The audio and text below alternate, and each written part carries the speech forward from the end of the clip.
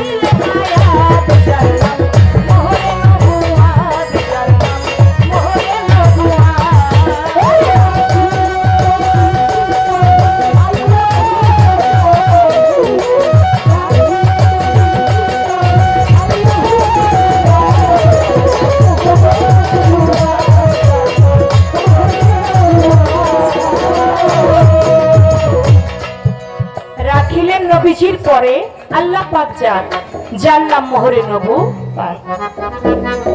আমার আল্লাহ পাক যখন দয়াল নবীর নূরকে সৃষ্টি করলো, নূর ৭০,০০০ বছর পর্যন্ত আমার আল্লাহর নামে তসবিহ জপে, আল্লাহর নামে জিকির করতে থাকে।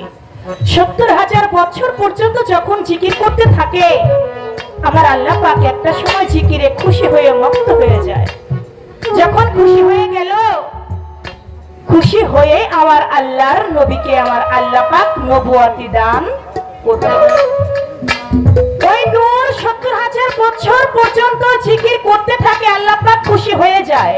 নূরকে নূরের সামনে শরমের একটি আয়না ধরে, ওই নূর নিচের রূপ নিজে দেখতে পায়।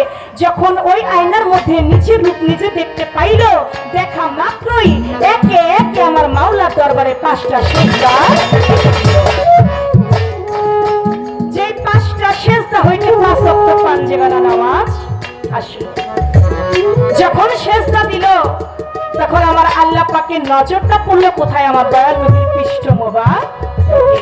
আর যখন আমার আল্লাহ পাকের নজরটা হুজুরের পৃষ্ঠ মোবারকে পড়লো, আর ওই পৃষ্ঠ দেশেই মোহরে নবুওয়াত হইল।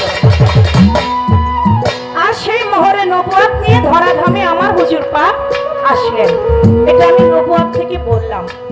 এখান থেকে আপনার কাছে একটু জানতে চাইবো, সিজদা দিলেন, সিজদা দেবার সঙ্গে সঙ্গে আল্লাহ পাকের নজর দয়াল নবীর পৃষ্ঠ মোবারকে পড়লো, সেখানে নবুওয়াত প্রতিষ্ঠা হইয়া গেল। আপনি বলবেন, এই বেলায়েত এটা আমার হুজুর পাক কোন কর্ম করে কিভাবে তিনি পাইলেন? সৃষ্টির মূলে এই বেলায়েতিটা আমার হুজুর পাক কোন কর্ম করে পেয়েছিল, এবং বেলায়েতি পাবার ভাব বিনিময় কৌশলটা ছিল কি?